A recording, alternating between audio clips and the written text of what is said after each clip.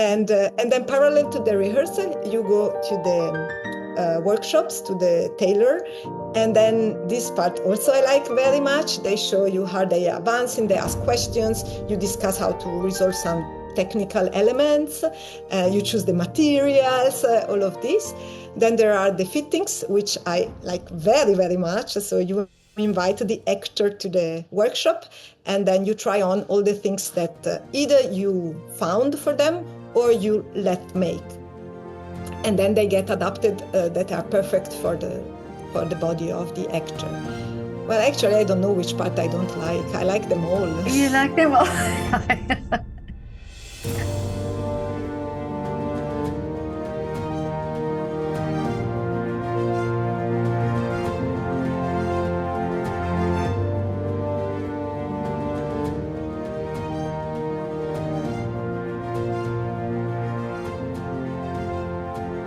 Hello, Cinzia. Hello. It's so great to meet you here on Zoom. Thank you so much. For me too. You are doing such great work and beautiful work, and it would be so interesting to hear your story. Okay. I see I read on your website, or I tried to see a little bit more of you, and you are very short and sweet about yourself, but my goodness, you've done great work. I see your whole portfolio there, and amazing what you've done. You are very busy. Thank you so much. Yes. Yes. Last year, 24, it was a lot of productions. Really. But I read there that you started out studying architecture. Yes, exactly. So I was very interested in theater. I was doing theater in school already, and I liked Okay. it very much. But it was more of a choice of reason to study architecture, because I was somehow afraid that a career in theater would be too difficult to achieve in Italy. Also, it's there's not so much money for theater, so I wasn't so sure, and my family was completely against it. It was like, this is not a real profession.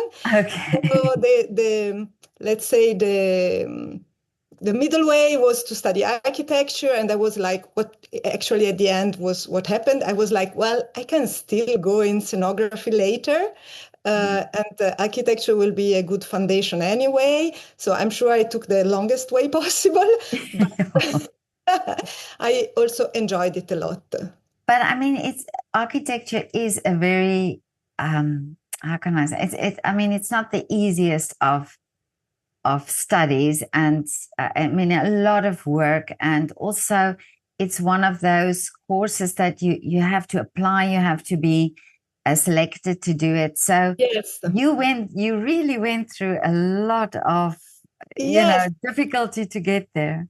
I was when I finished high school, I was very uncertain. So there were many different possibilities, because I liked a lot also science and biology and Okay. chemistry. I was like, well, let's try to apply everywhere. So I took a lot of these entrance tests. And when I did the one of architecture, I remember I came home completely sure that I didn't pass it. I met actually a teacher from my school in the tramway coming back home, and I was like, well, it's over. I didn't pass it. And Really? yes, and then actually I passed it. So it was very long test. So probably you didn't really need to do everything right. It was okay to have some things that were not perfect, but yes. And so when I was taken for, I got also in a couple of other faculties, but I was like, well, I was so sad when I discovered, or I thought that Yeah. architecture I wasn't taken. Probably is the thing that I prefer to do. So then I went for it. Yes, and it was.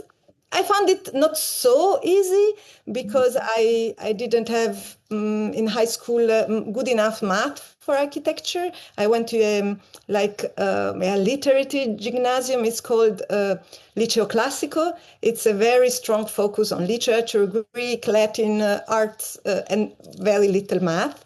So, and very little geometry. So this was a little bit of the difficulty in architecture study, but at the end I managed it. Yeah, but were you also at a young age? I mean, you talk about theater, but were you interested in this in architecture? I mean, you have to be aware of form. You have to be aware of design. So was that also something you were interested in? I think yes, but the what I realized was not completely the area I felt better was the scale. So I find the like Oh, I scenography, see. which is a little bit smaller scale, I feel quite comfortable, and costume, which is even smaller scale, even better. But like in architecture, like the whole building, it scared me a lot. I Oh, wasn't. I see. I had the impression I cannot really grasp all of it. It was maybe the aspect where more and more I went into let's do some interior stuff, let's do some scenography, and going more and more into the smaller scale. But how wonderful that this is actually helping you now for what you are doing now, and that is set design and also costume design. Yes, exactly. So I think from architecture, I could take something which was like making a project, like how do you do it? And also some of the drawing, of course. So I was drawing already before architecture, but all the part that was a little bit more technical, I learned it there. I was very bad before. And also the computer aid drawings, it helped a lot because when I studied architecture, you still did it by hand, and it was a mess. Really? Yes, because you draw with the pencil and then you have to go over every line with the fine liner. And then if you do a little error, there's not much possibility to correct it. So you can with a little knife, you can Oh, yeah. erase a little bit of it, but not many times because then the paper as a whole. So it was such a great thing when you can start to do it with the computer. I was very happy. Okay. And then it came out so clean. Yes, and yes, also some part about design history, architecture history. I did a Oh, lot of yeah. it at university. It was very useful later. Yes. I studied interior design, and we did also a history of design, and I found that so interesting. But I also discovered how that influence how you design, or that you sort of borrow from everything you know. And yeah, I also love that. And also another thing which was very useful in studying architecture when I was finished and I was not very satisfied about the possibility that were opening, especially in Italy. And I was like, actually, I need another course, another class to go more into theater. And this school that I found, the film school in Munich, they offered a scenography course, 2 years, Okay. post postmaster, something like this, which was especially for architects. So the advantage of it is that I didn't need to repeat everything that I got already, and it was only 2 years instead of like 4, and I could get the part that I didn't get in architecture, I could get there. And when I applied, I didn't know that it was a very prestigious school. I was like, well, let's try it. And I was very lucky to get admitted. And then I realized every time that I say, oh, I'm studying at the film school in Munich, everybody, wow. Oh, really? Well, maybe good that you didn't know before. Yeah, exactly. I would have Yeah. been terrified. At the test, there was also an entrance test. I arrived with something like this, full of pencils. And then because you have to draw something. And then there was another person there which arrived with a sort of a large bag. It opened and it was completely full of these Pantone pencil, the very expensive, very good ones. And it was like hundreds. And I was like, oh. And I came like with a little box, like when you are in ground school, just with it was a little bit shocking, but at the end I got in. So maybe That's the all that matters. Yeah, yeah. Shows you that exactly. it's not about the instrument, it's about the, I mean, instrument, it's not about the tool, it's about what you can do with it. Yes. Yeah. Also, But I was like, that test was quite a test because the exercise they made us to do, there was a description from a novel, like first page of a chapter, when they describe a room where the scene takes place, and you have to draw the room that is described. wow. Yes, and then one of the details was that there is a map on the wall which shows like a planisphere, which shows the Pacific. And I was like, oh my God, we always see it the other way. We always have the Atlantic in the middle. The Pacific is like cut into pieces. So I have Mm. no idea on the other side Oh, how I see. together. And I was like, oh, my geography, it's a catastrophe. Oh my goodness. But well, you got it. You went through. But how amazing. But you also, from as a child, loving the theater, that must have bring something to it as well. So you understood the theater, you understood and also being on stage, you understand how that works. Yes, it was. It started very early because my father. We were many brothers and sisters, many siblings, six. I'm the oldest one, and my father always wanted for Christmas that we perform a show, like a nativity show, or we Really? sing. We Oh, sing all that's very sweet. very bad, very bad singer, but we didn't know. So as children was okay. And then it started like this. Then he wanted to do also another show for Easter. So we had a second show. Every year we have to learn it. And like this, I find it very hard to learn all this stuff by heart. But it was nice to perform for grandpa and grandma, the uncles and aunts. So it was started like this. Then we went there was a theater class in our school. And we all went to, so me, my sister, my brother, all of us went to the same class. So we could do this as family together. Wow. Yes, and it was actually there were like children musicals, and we were all very bad at singing. So, so we always got roles where there was not so much singing involved, but the teacher loved us because he said, "You are so expressive. You all do so." Really? Yes. Oh. And then there was, when I was like 14, my teacher in high school started another theater group.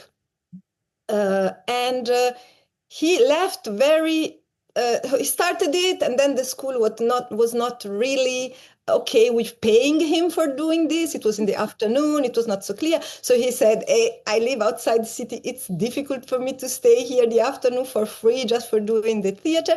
And the guy from older class, he said, well, let's do in our own. And so I was like, okay. Yeah. And then we started doing this company, which still exists. And also there, my brothers and sister also went through it. Yes, Amazing. Amazing. But it yes. just shows you can do it. If you just want to do it, you can do it. But then I realized, even so much I loved the theater, I wasn't so fond of doing acting. So I I liked it. see. It was okay in this like not professional Mm. shape form. It was okay. But then the idea that this is your life, that you perform for a living, I thought, okay, I have a little defect in talking. R, it's not in English. You don't hear so much, but in Italian, it's very strong. So it would I would have need logopedy maybe for many years, because if you start later, it's very difficult. And then also, I think an actor has to be many other, like dancing, singing, horse Oh, yeah. riding. I really realized, no, I don't want to do it. I like to draw and to invent things and to like create something and put it out there. And so there came the desire more for scenography and costumes. And costumes, it actually didn't occur to me at the beginning, but then some opportunity arose and I really enjoyed. I was like, well, but this is amazing. It comes Really? so easy and I'm so happy about doing it.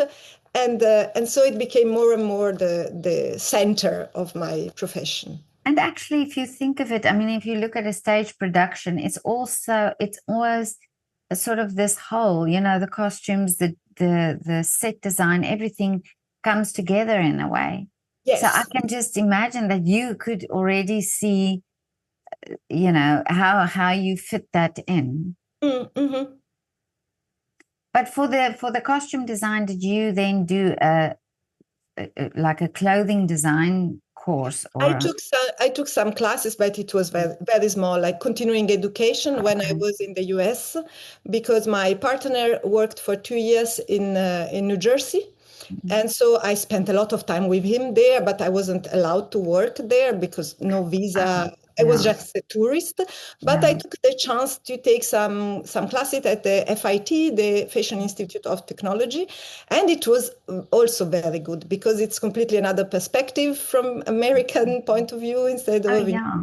yeah, I did a class about vintage clothes, how you recognize them, how you choose them, how you like take care of those.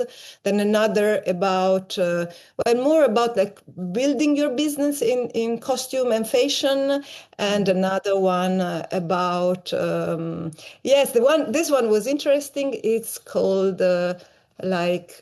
fashion consulting. And this more, the idea of the class was like you go to a person and help them transform their wardrobe and transform their image. Oh, I see. Yes, Yeah. I, I, Mm. I took what I could from that class, which was more about like putting together the colors for a certain skin color or hair or the ages, like not the young woman and the old woman. For men, it's the same, but women, there is much more colors and choices. What is more adapted to let a person shine and look great at every stage of her life. I found it very interesting because I never had something like that in my in the classes I took before. So I took the chance being there to study something about them. Mm. Yeah. And I'm sure all these things that you studied and all these experiences you had bring something to your work. So Yes. you tap into all those things that you learned. Yes, absolutely. I like to learn always new things and Oh, add. really? Yes, yes. But you also, I mean, if you think of all the classes you took and, like you say, the studies and so on, but then it's getting into the real world and it's getting into the theater world. Then, uh, how easy was that for you to make that step? Not so easy. At the beginning, I was like in the off theater scene, which means not institutions, not big theater. And there is really like a big step between the two worlds. So the off theater, I mean, it's great, but is very but there is not much money, and then everything, it's you have to organize the whole thing Oh, yeah. because yeah. And once you jump inside the institutional theater, it's very different. So there is an atelier there. There are people doing their jobs and helping you doing your little part of the thing. It's not that it's all you have to find out whom to ask. Oh, yeah, yeah. Yeah. So Mm. when I passed this frontier and enter in institutionalized theater, I was like, oh, but it is so much better. You can have like much bigger impact somehow. So I can design something that is a little bit complicated on somehow difficult materials to find, or and it will be possible because there is some money to afford, and also there are people who are really capable of doing the thing. And it's not me that I have to find out, well, how do you actually work with this? So I felt completely like super powered by the whole costume department that exists inside a national theater or a state theater or city theater also. And it started like this. For many years, I tried to enter this world and never happened. And then I got assistant position at the theater in Constance, which is a quite small theater, but is a real institution. And it was like for two production, like I don't remember, like 2 months, 3 months. But then they were quite happy with me, so they prolonged, and I stayed longer and longer. And there really I learned how it works in a theater that is like this, where there are like steps that are clear. First, you give your drawings, the costume department or the stage department, they look at them, they make a proposition how it can be done, and then you look together, entering in more details, the materials you're going to use, and then they say also how much resources they have. So if it's inside the budget that they gave you, if not, well, you have to change it a bit, but also how much workforce they can give for this.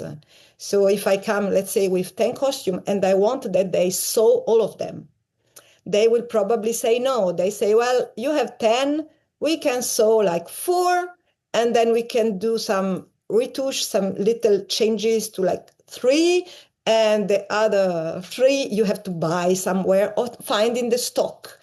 And then it's always, I see. you try to put together, and then you choose, okay, this one is very special. I really want that is made for this production.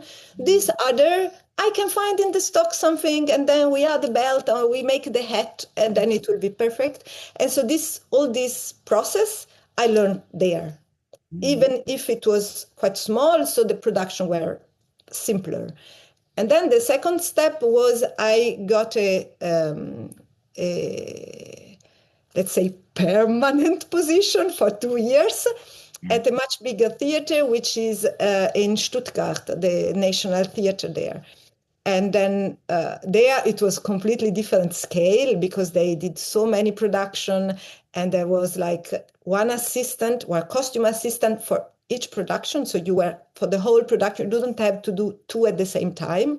You do only one, and you are present all the time. And I was so lucky there because I work with very good directors, but especially fantastic costume designer. And you learn so much from looking how the other does.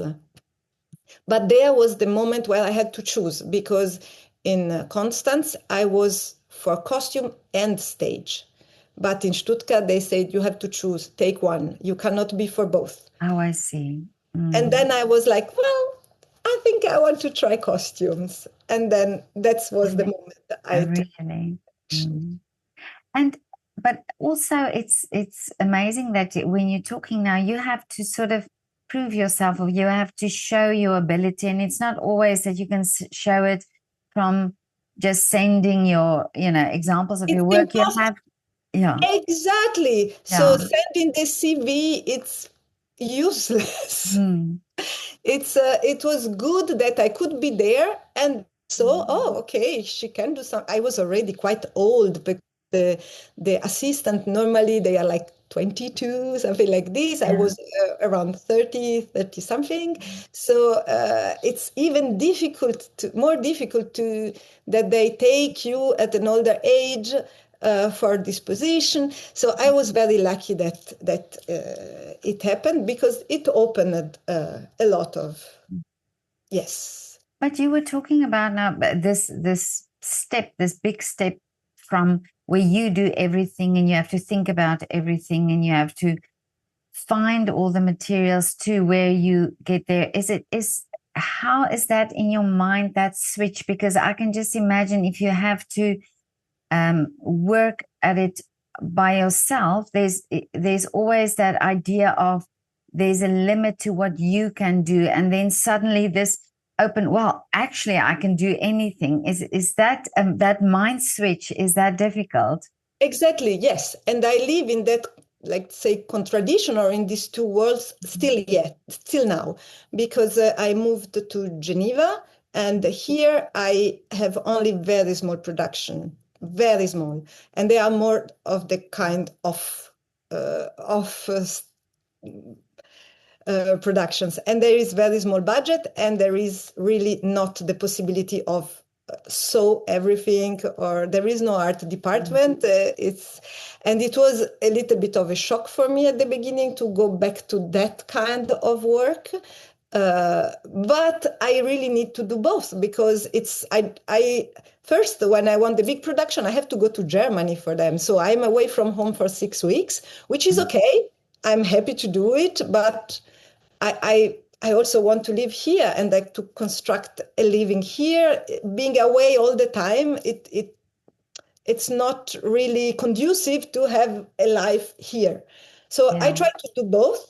And it's also okay, because I don't get asked so many production in Germany that I can spend the whole year there.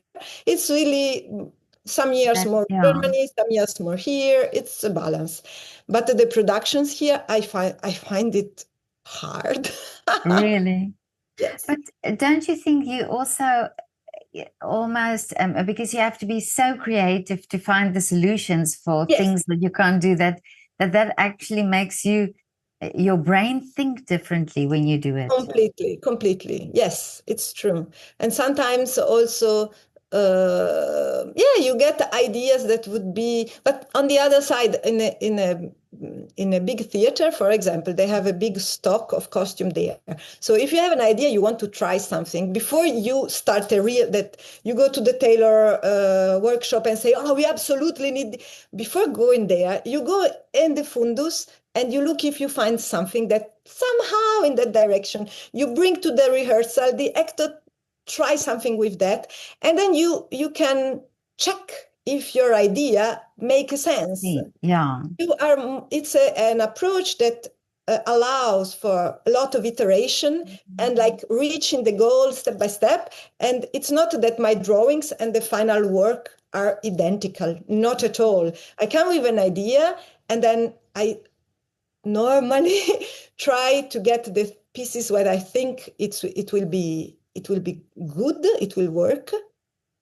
So it's a iterative process, and you slowly reach the place, because also it's not my decision. I work together with directors, and they, at the end of the day, the directors decide. It's not me. So I'm responsible for my part, for my department, but I mean, he is the creative instance that at the end decide about the show.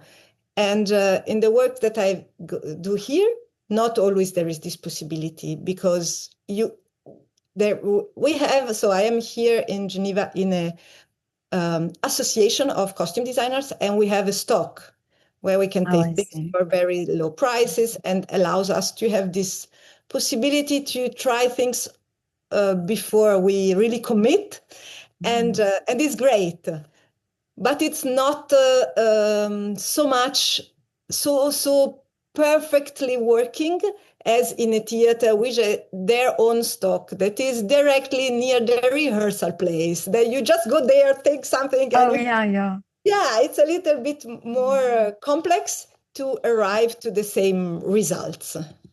But then you said you work with a director together. So how much freedom do you have if they put up a new play or a new production?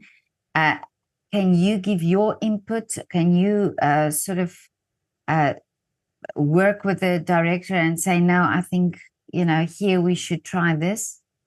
Yes, there is some freedom for experimentation, absolutely, but I think at the end it's correct that he decides.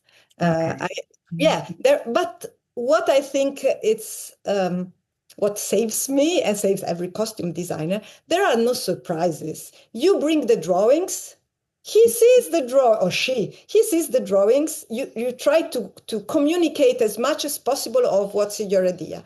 And this is the first stage. Second stage, you bring the rehearsal costume. For me, the rehearsal costume is a tool of this work that is super important. So it's like a prototype.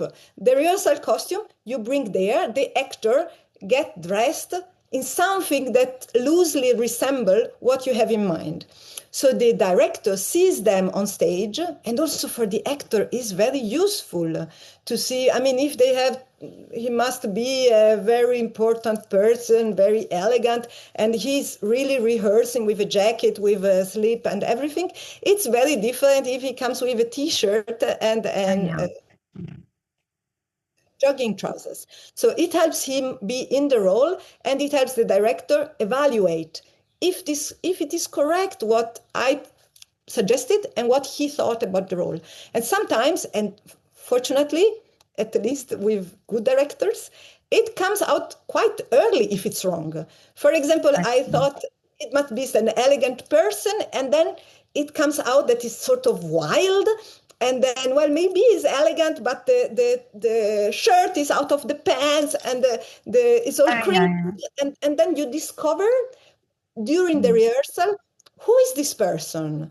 What are his characteristics? And then you adapt the design to, and so because normally the real costumes arrive on stage 1 week before premiere.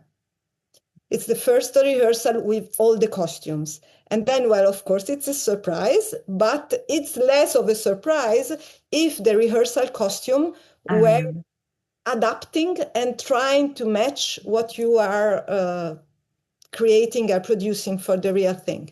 And then normally that day, the day after the first costume rehearsal, there is a many get cut, because when you see the whole thing in an arc, you realize, okay, so much stress about changing costume there you actually don't need, or maybe you need, but it doesn't work, it's too fast. So let's try to figure out how to.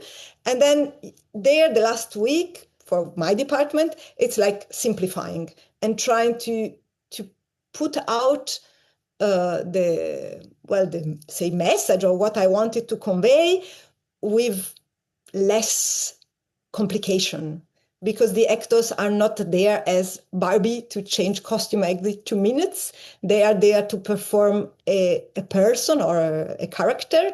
And it's important that the costume doesn't become the number one stress for them, but that is And so the last week is like trying to find out what you have to cut and what has to stay. But what stage is for you the most enjoyable?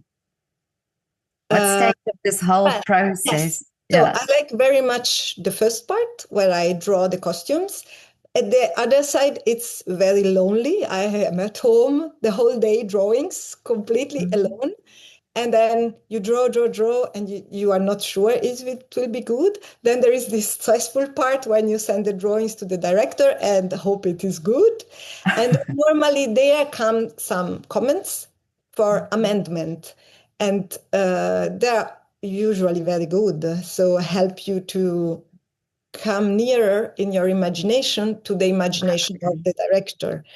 And then there is this little stage, which I like very much, and many costume designers find it very stressful, but I like very much, is when you present your drawings to the costume department.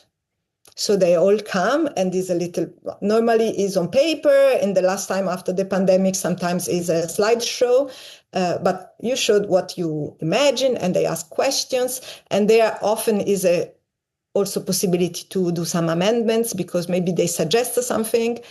And this part I really like. Yeah, because it's then also creatives giving their ideas to one another. Yes. And then during the rehearsal, the rehearsal, I like them, but for example, as I was an assistant, I had to be there all the time, 8 hours a day. And I didn't like them anymore after 2 years. But now, as costume Imagine, yeah. designer, you have to be there Mm. sometimes. So you are there the time you need to check out what's going on. So Mm. if you miss too many rehearsal, you come back and you realize one of the characters is completely changed or is doing, I don't know, some jumps or rolling on the floor or stuff like that that will completely be impossible with the costume you designed or something like that. So it's good to I try to go every day for Okay. a couple of Mm. hours, or maybe I miss one day, the next day I stay there longer. Mm. And I also like that phase too. And then parallel to the rehearsal, you go to the workshops, to the tailor. And then this part also I like very much. They show you how they are advancing, they ask questions, you discuss how to resolve some technical elements, you choose the materials, all of this. Then there are the fittings, which I like very, very much. So you invite the actor to the workshop and then you try on all the things that either you found for them or you let make, and then they get adapted that are perfect for the body of the actor. Well, actually, I don't know which part I don't like. I like them all. You like them all. But yeah, but it has its positives and negatives every side. But do you read the play before the time? Do you study what the actors are supposed to be? Absolutely. So Yeah. there Mhm. is I read the play, and if it's a play, a real play, it's not so Mhm. much work because normally you read it in 2 hours. If it's a novel that get adapted into a play, I read the novel because the play it's so shortened that Oh is yeah. it's Mm. really the play works only when it's finished because you have all the information coming from the rest of the thing, and so I read the novel and sometimes are like this and I Really? try to understand better the characters and all like this, and then there is a meeting or a briefing from the director about what he wants to talk about, Oh, and okay. also the, let's say, the main idea of scenography and costumes mostly come from the director. For example, we did Tosca in Mhm. Cottbus. And Mhm.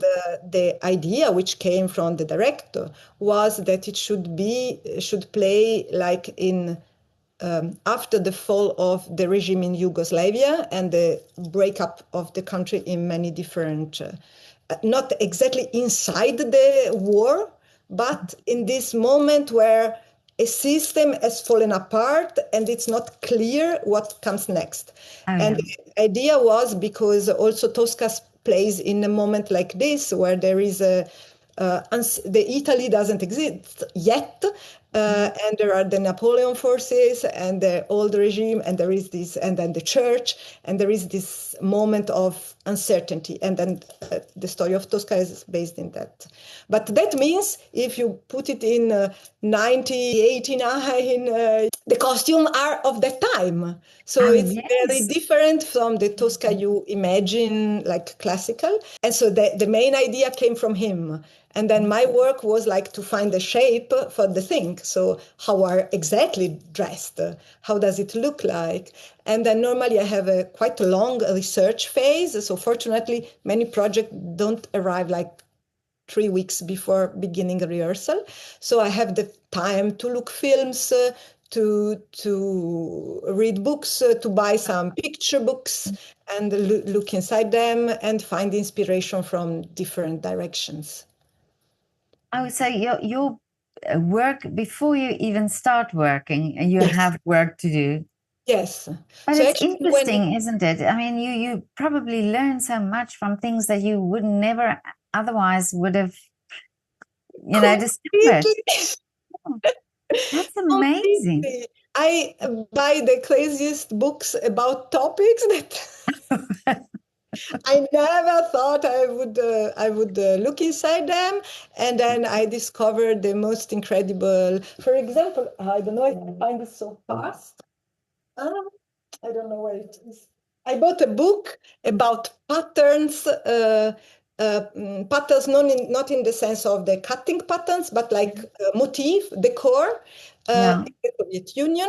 And then there is a small book about a very brief phase in the Soviet Union where there were these textiles with decoration representing working people. So they Really? are sort of geometrical, but if you look in details, you see there is a man like working the Wow. hand, or there is a woman driving a tractor, and these are repeated many times to make a pattern.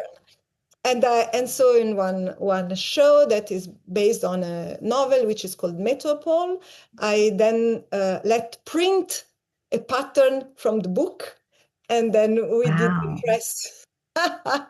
Amazing. And you know, all this detail, I mean, it's not, it's important detail, and it's the little things that count, you know, Absolutely. that makes that whole. Yes, absolutely. Also, the if it's always, and this also the rehearsal costume and all the rehearsal process helps. The scale of the things, it's important. So sometimes fall in love with a detail and you realize nobody will see it, too small for the stage.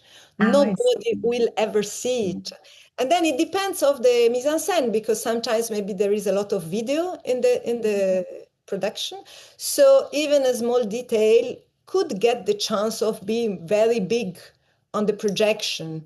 But Mm. otherwise, sometimes it's better to let go of things that are too small, that only the first two lines of people As will would see, you all see? the other will see nothing, and concentrate on something that is visible Oh, from yeah. far. But Mm. for example, jewelry, I'm always surprised how jewelry, it's still very well visible from the last. Yeah. Yes, Mm. because it shines in the Yeah. light, and it's always worth to use it. Mm. This is also a part I like very much. It's usually the last 3 days before premiere. If it's not too much stress for other things, I really like to find out some little jewels, details that you can add to make complete a costume that is already done. But then, oh, the cherry earring.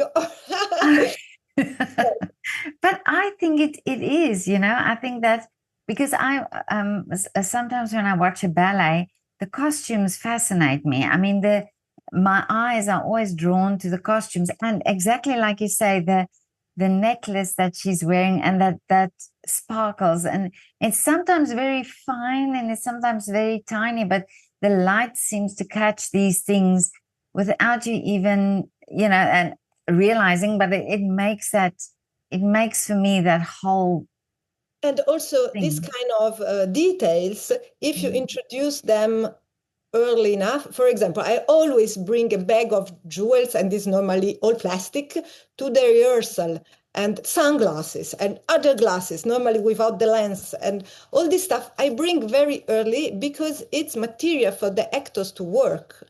So Oh, if you yeah. introduce them early enough, the actor will, without that I have to say nothing, he will take care that it gets seen. He will play with it. He will like do like this with the ring, and then everybody has seen it, and then Notice, maybe he plays a yeah. role in a later scene. Or the earrings, one earring fell off, and then it's like you give them, and boy, it's their job. They do it very well. Amazing. But so you do mostly now just costumes. You don't do sets anymore. I do some sets, but for very small production and more for short films. So Oh, I see. yes, Okay. Mm. I did one like last year, one day, not so much, it's much less than the costume design. But yes, I found a production here that we work very well together, and they come every now and then with a short film, and I'm very happy to do it. Oh, So to stay a wonderful. little bit in both worlds. Yeah, Yeah. yeah. You know, Cinzia, I think your work, and I never even realized all these things about your work, but what an amazing creative work it is, and it's behind the scenes. Yet you have to do so many things, like you say. You have to read, you have to discover, you have to, you know, in books, and your mind, it must be exploring all the time. Yes, it So is. do you in life, in everyday life, do you see things? Are you very aware of things? Do you notice clothing? Do you notice things that you keep Yes. in like in your filing system in your brain? The problem is you become very like focused on something. So I see all the time things that can be a good idea for the show I'm preparing now. So you Oh, I become that see. you see only that one Oh, lens. yeah. Everything get interpreted in the lens of the thing you are working for now. It's very difficult for me. Well, sometimes I see something special and like I take a picture or I try to remember it. Yes, but many times is really that you look with another eye because you are researching about that one project. So, uh, do you do you want to? So you enjoy this the costume design and so, but is there something that you would like to be more free and do just your own thing, or do you like the fact that there are these guidelines for you to work accordingly? In the costume design, I'm very happy about the guidelines. I really, I find it somehow protective because I not always get completely uh, what the character is or what the story. I can miss parts that are important. I at a certain point on the process, I realized that I have an interpretation of what for me it's the main thing, and I follow that one, and it can not be exactly uh, the most important one. So it's Oh like yeah. Oh, it's a I see side what you of the mean. things. Yeah. So it's very good to have around other people with their input and with their. It's like you don't get lost into many directions. I had also the experience of working with directors that were very, very. You go, you do. I trust you completely, and it's hard because if you make mistake, you realize too late. It's good to be Oh, all I the see. time in a Mm. yeah, to work together, and then if you get lost in one direction, you see the other somewhere else. So Oh, I okay, see I what you agree. mean. Yeah. Yes, Mm. but on the other side, I enjoyed for many years this kind of position that you are not the main creative force pulling the whole thing, and you are just a you have your area, but Mm. inside a bigger. And now I'm trying other things. So I'm starting to work in the very completely different thing in the virtual reality and to write myself, to Oh, I see. create myself. Yes. Mm. Let's see if it will be something. Yes. Well, yeah, but just your background, just how you learn and how you wanted to discover more and more things. I'm sure that that would be um, absolutely wonderful when you do it. But in this, at this stage, I want to ask you then, what are your dreams for the future, or what is the wish for the future? Because uh, you tell me about this work that you are interested in doing. Yes, I'm starting. It's many years already that I really like virtual reality. Mm. I mean, it's not so well known. I find incredible that so many people don't even know that it's an art form that exists. Because the first time I tried it like 10 years ago, I was like, this is Really? amazing. And so I started learning a bit about it. I took some classes online. How do we work? How does it work? How you? And then during the pandemic, I bought the headset because I was at home and I couldn't work. And I was like, well, that's the moment to start Yeah. going Mm. deeper into it. And I did some hackathon and things like this. And now, like 2 years ago, I took some laboratories about virtual reality, which were excellent, and gave me the courage to just let's go and try. And so I wrote a dossier, and I asked for funding in France and in Switzerland, and I got some funding, and then I started working on this virtual reality experience about the ocean. And then I realized I know nothing about it. And so I started reading so many books and looking so many films about whales and dolphins and the psychology of whales and dolphins and the coral reef and all of this. And now soon, like in 1 month, I will have to complete the writing phase and pass to the next stage, which is the prototyping. And let's see how it goes. Wow. Yes. And fortunately, because it's difficult, yes, there are things that come really from my work in the theater that are very useful. For example, it's quite absurd to write a whole virtual reality story without testing nothing. And so it doesn't help because maybe you put one thing as the main element, the main interaction, and it doesn't work. So the whole things you wrote is for nothing. And so we started doing some little prototypes. I speak in we because we are two authors together. Okay. And it was so useful, and we can let people try it and give their feedback and see how they behave, because one thing is what they say, one thing is what they do, and it's fantastic. It gives every time, it gives new idea to see one person, look, it's not reacting. Oh, why is not reacting? Or like, oh, immediately, look, he got it. So maybe this sentence that we put is really good because he reacts immediately.